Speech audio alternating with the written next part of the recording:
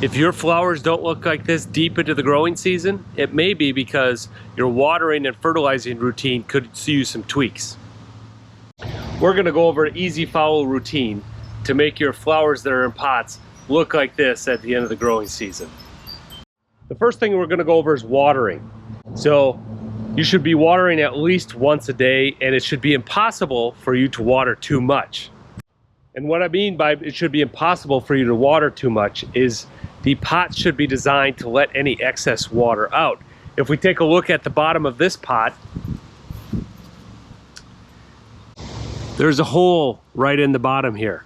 So that is there on purpose to let out excess water so your plant does not drown. Here is a different type of pot that sits on the ground, and we can see this tray on the bottom has the same effect.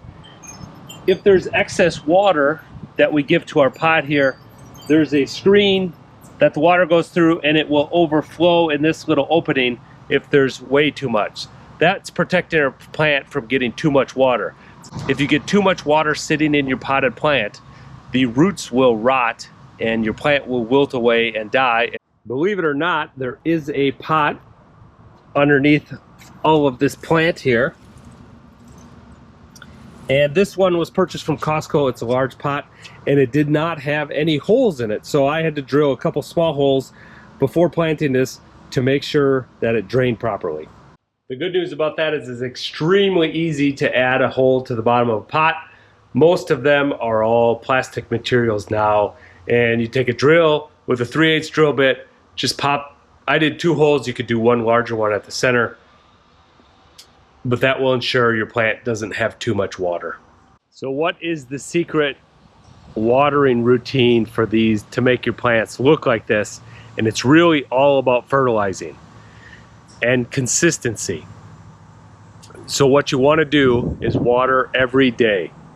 And we're going to start out with pure water on the first day. On the second day, you're going to want to use standard Miracle-Gro. Then on the third day, you're going to want to use pure water again.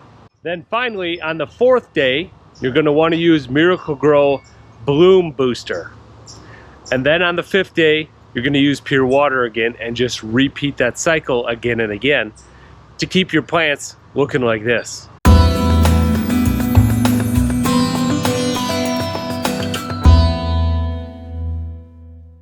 Mixing up our Miracle-Gro is pretty straightforward. I use a 2-gallon watering can, very cheap, very available, simple device.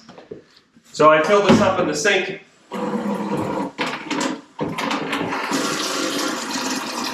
Today is a Bloom Booster day.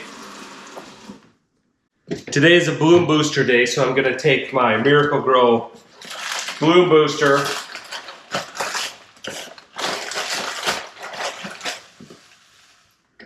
and measure about 3/4 of a large scoop on this. So this has a small scoop and a large scoop. The large scoop is for 1 gallon of outdoor plants. We've got a mix between indoor, which is the small scoop, and outdoor. These plants are not in the ground, they're in pots. And we've got 2 gallons. So I normally use about 3/4 of a scoop on this. You can experiment. If you go too far though, you will burn your plants and give them too much fertilizer. This 1/2 to 3/4 of a scoop in 2 gallons works exceptional for me on this watering regimen.